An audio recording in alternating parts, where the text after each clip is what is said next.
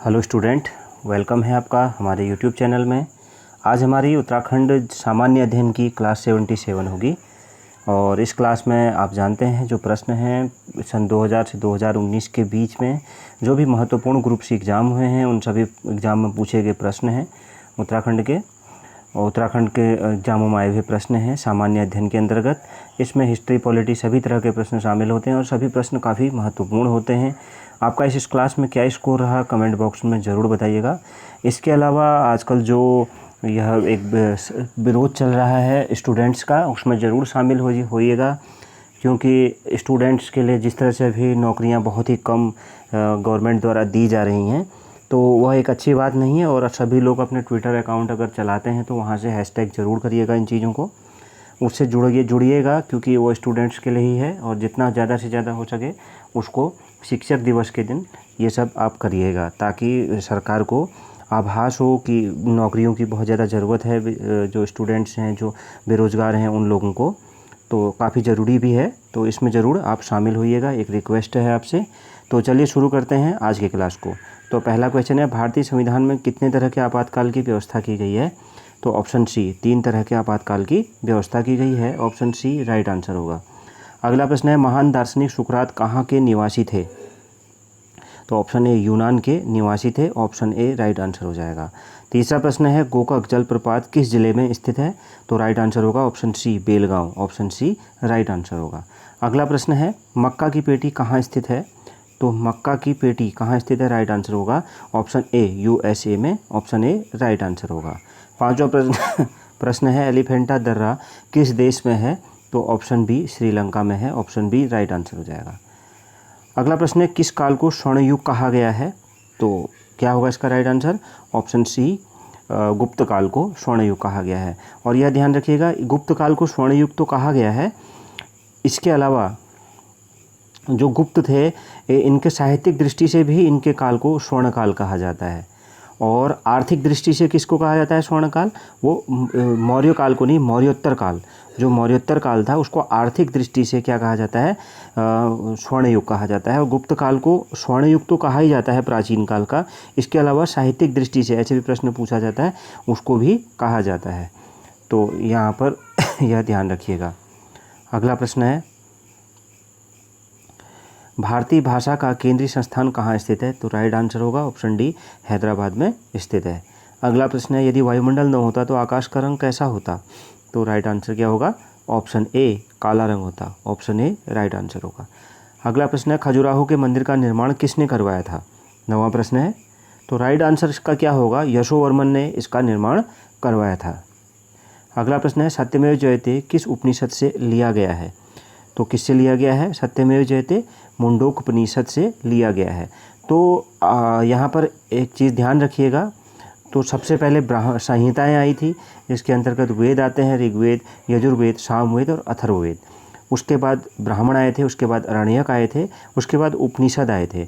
तो ये जो है ये यहाँ पर अथर्ववेद का उपनिषद है, मुंडोक उपनिषद अथर्ववेद का यह उपनिषद है। किसका? अथर्ववेद का। तो मुंडक मांडूक के प्रश्न 3 हैं अथर्ववेद के, तो मुंडक मांडूक के प्रश्न और मुंडोक उपनिषद में सत्यमेव जयते इससे मतलब उपनिषद से लिया गया है। इसके अलावा यज्ञ को टूटी नाव के समान भी इसमें बताया गया है। काफ़ी कारण हैं टूटी नाव के समान बताने के। एक तरह से जो उपनिषद थे यह मतलब ज्ञान का चरमोत्कर्ष थे।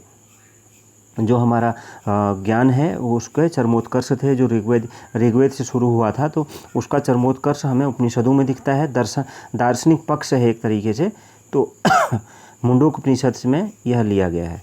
अगला प्रश्न है, लिंगराज मंदिर का निर्माण किसने करवाया था? तो इस प्रश्न का राइट आंसर क्या होगा? ऑप्शन सी ययाति केसरी ने करवाया था।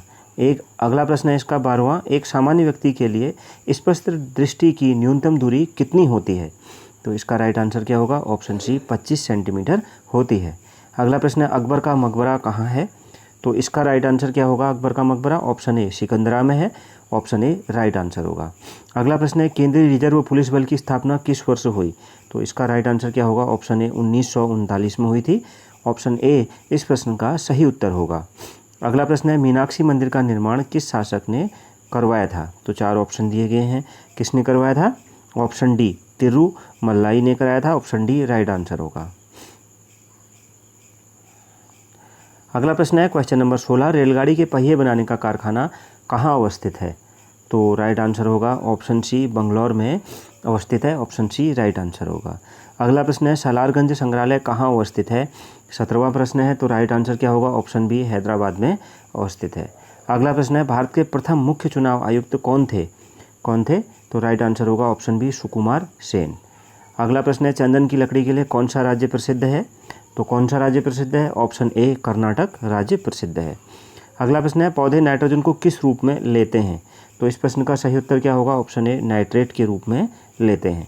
अगला प्रश्न है क्वेश्चन नंबर 21, भारत तिब्बत सीमा पुलिस की स्थापना किस वर्ष की गई?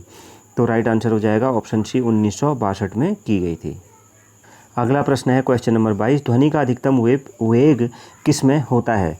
तो राइट आंसर इसका क्या हो जाएगा? ध्वनि का अधिकतम वेग किस में होता है?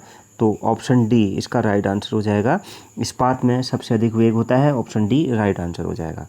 अगला प्रश्न है विश्व की सबसे गहरी झील कौन सी है? तो विश्व की सबसे गहरी झील कौन सी है?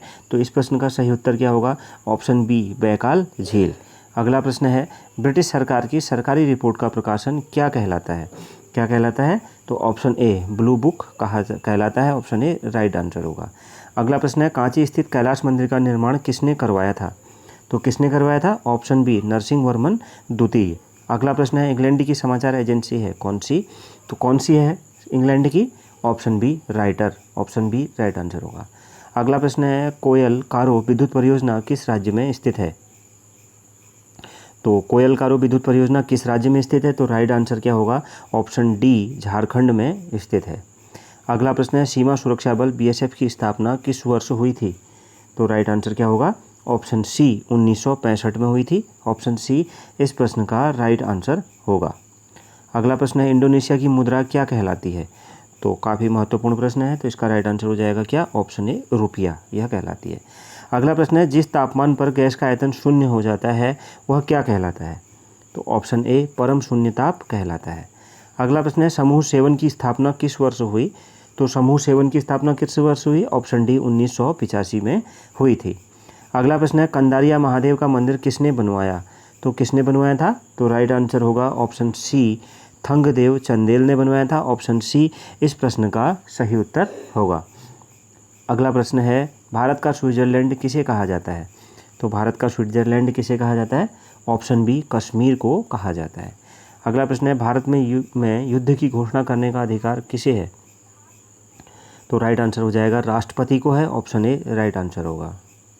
अगला प्रश्न है क्वेश्चन नंबर 35, जेम्स बॉन्ड नामक पात्र किसने बनाया? तो किसने बनवाया था? तो राइट आंसर होगा कि इसका ऑप्शन बी, इयान फ्लेमिंग ने बनाया था। अगला प्रश्न है केंद्रीय औद्योगिक सुरक्षा बल की स्थापना किस वर्ष हुई थी? तो इस प्रश्न का सही उत्तर क्या होगा? ऑप्शन सी, 1969 में हुई थी। अगला प्रश्न में है महाबलीपुरम का एकात्मक रथ का निर्माण किसने करवाया था? तो किसने करवाया था? ऑप्शन ए राइट आंसर हो जाएगा, नरसिंह वर्मन फर्स्ट ने कराया था। अगला प्रश्न है भारतीय संविधान के किस भाग में महालेखा नियंत्रक का वर्णन मिलता है? तो राइट आंसर हो जाएगा ऑप्शन सी, भाग 5 में। अगला प्रश्न है असम राइफल की स्थापना किस वर्ष हुई? तो किस वर्ष हुई थी? ऑप्शन ए, 1835 में हुई थी। अगला प्रश्न है पंचायत का कार्यकाल कितने वर्ष का होता है? तो कितने वर्ष का होता है? ऑप्शन सी, 5 वर्ष का होता है। अगला प्रश्न है राष्ट्रीय कैडेट कोर एनसीसी की स्थापना किस वर्ष हुई थी? तो इस प्रश्न का सही उत्तर क्या होगा? ऑप्शन डी, 1948 में हुई थी। ऑप्शन डी इस प्रश्न का सही उत्तर होगा। अगला प्रश्न है दिलवाड़ा के जैन मंदिर के निर्माणकर्ता कौन है? तो कौन है? Option B, Vastupal. Option B right answer होगा। और आज की क्लास का आखिरी प्रश्न, कोणार्क के सूर्य मंदिर का निर्माण कोणार्क के सूर्य मंदिर को किसने बनाया था? काला पैगोडा भी इसको कहा जाता है, तो किसने बनाया था? ऑप्शन सी, नरसिंह देव प्रथम ने बनवाया था। ऑप्शन सी राइट आंसर होगा। तो ये थी हमारी आज की क्लास। आपका स्कोर क्या रहा कमेंट बॉक्स में ज़रूर बताइएगा। मिलते हैं नेक्स्ट क्लास में। Thank you very much.